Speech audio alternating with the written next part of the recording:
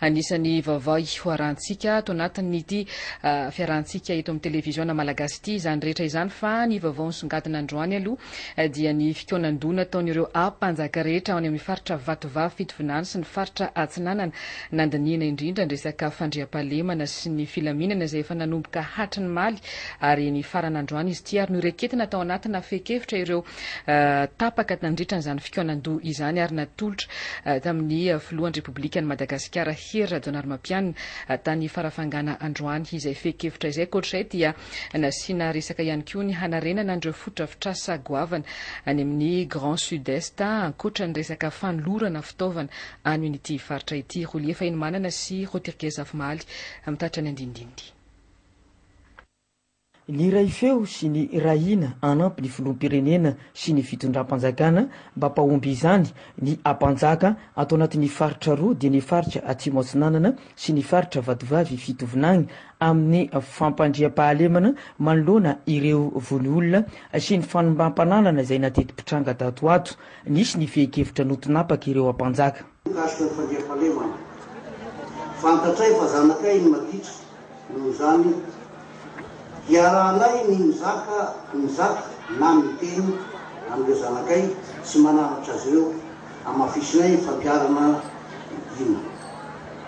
Eo amin'ny lafiny famokarana amafisina ny fampiarana ny dina-pamokarana isan-tanàna. Ny valo amin'ny folo taona miakatra dia tsy maintsy manana kara-pamokarana.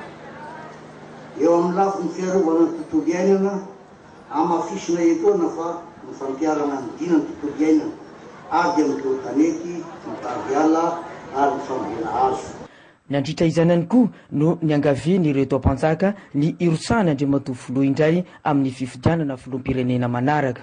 Betsaka ny zava-biko ary sapanay ny fanaovanao hanasoa ny Madagasikara sy ny Grand Sud-Est Andriamatoa Filoha Rajaonarimampianina.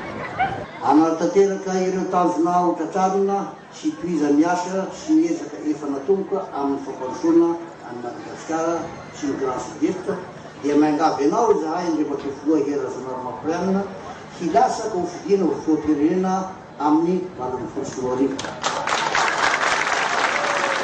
vonona izahay ampanjaka ny Grand Sud-Est handany sy ampandaninao. Araka ny fomba amam-panao sy ny fomban-drazana aty antoerana dia nomena sodrano ny filoham-pirenena ka omby ray manjavaloha no nentina nanomeza sodrano azy. Natolotra any filoham-pirenena tamin'ny fomba ofisialy androany ireo fehikevitra notonapaka tamin'izany ka nambara ny filoha fa zava-dehibe ho an'ny faritra ity fehikevitra ity.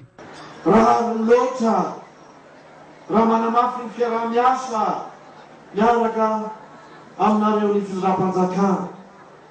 Tsy anareo ihany fa ianareo notaratry nyreo ray aman-dreny ao anatin'ny fiarahamonina zay afaka miresaka amin'ireo vahoaka ireo, afaka miteny amin'ireo vahoaka ireo, afaka mananatra amin'ireo vahoaka ireo, afaka manentana amin'ireo vahoaka ireo. Miara-mientana isika mpandroso ny firenena. Misaotra anareo ny ray aman-dreny, mampirisika anareo satria ny teny izay nataonareo teo dia tsy vita hoe fanampy fotsiny fa tena vely rano, fanamby sy vely rano entitsika mpandroso ny firenena. Matonta ty amin'ny faritra ity no fidiko atokavana voalohany dia satria ny aty no taratry ny fampandrosoana izay ty ny filoham-pirenena retina amin'ny firenena.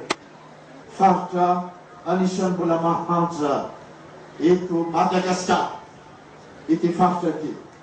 Ary zandrindra no tsy maintsy anambaratsika ny herintsika rehetrarehetra, hitondratsika ny fahaizatsika rehetrarehetra ao anatin'ny fahinena, ao anatin'ny fihavanam-pirenena ampandrosoana itony faritra itony satria raha zay ezaka efa nataontsika izay no mbola fizatsika dia matoky aho ary manome toky anareo fa tsy maintsy ho vitatsika ny fampandrosoana itony faritra itony sy ny firenena tokolasitoka.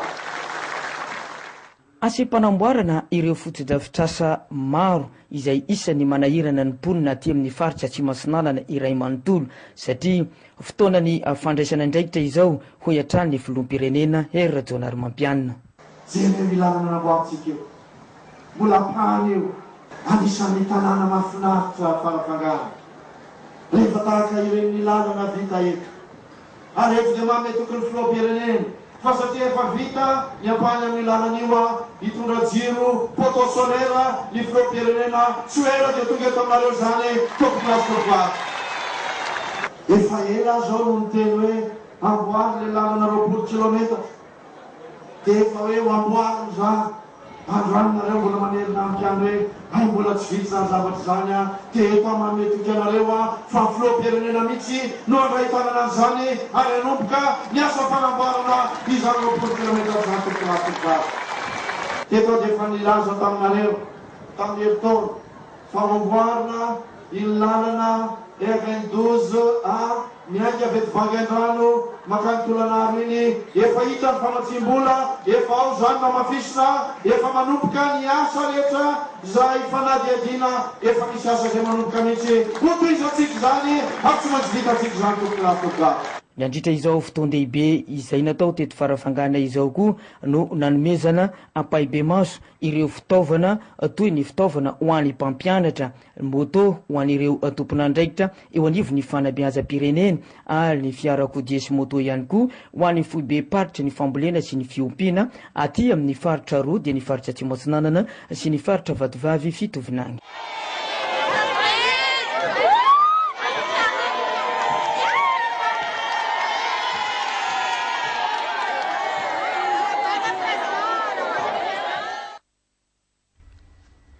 Avy any Farafangana sika dia hiazo ny Maheva tanàna izay anisan'ny faritra mahazo tara-masoandro mandavataona ka antony nametrahany fitondram-panjakana ireo karazana fitaovana azahoana angovo avy amin'ny herin'ny masoandro na ny panneau solaire zany misy 450 eo amin'izao fotoana izao dia nijery ny fisotro ny asa moa ny tompony andraikitra any an-toerana araka ny tatitra hoetiny Gabriela Randremampianina televiziona malagasy any Maheva tanàna.